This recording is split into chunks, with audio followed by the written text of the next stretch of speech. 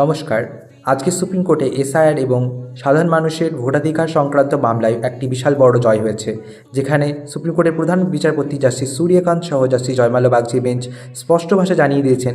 যে সকল মানুষের নাম অ্যাডজুডিকেশন লিস্টে ছিল এবং তারপরে তারা অ্যাপিল করেছিলেন এবং অ্যাপিল করার পর তাদের অ্যাপিলেট অথরিটিতে তাদের প্রসিডিওর কমপ্লিট হওয়ার পর যাদের নাম নতুন ভোটার লিস্টে প্রকাশিত হচ্ছে বা হবে, সেই সকল মানুষরা এবার পশ্চিমবঙ্গে 2 দফা ভোটের প্রথম দফা ভোট শুরু হওয়ার আগে আগামী 23 তারিখে ভোট শুরু হবে এবং এই ভোট শুরু হওয়ার আগে দুদিন আগে অবধি যে সকল মানুষের নাম নতুন ভোটার লিস্টে আসবে সেই সকল মানুষরা ভোটাধিকারে এবং ভোটে অংশগ্রহণ করতে পারবেন। স্পষ্ট ভাষায় বলতে গেলে যে সকল মানুষের নাম 21 তারিখ অবধি ভোটার লিস্টে আসবে বা নতুন ভোটার লিস্টে আসবে সেই সকল মানুষরা এবার পশ্চিমবঙ্গে 2 দফা ভোটে অংশগ্রহণ করতে পারবে। এক্ষেত্রে সত্যি কথা যে একটা বিশাল সংখ্যক মানুষের নাম ভোটার লিস্টে বা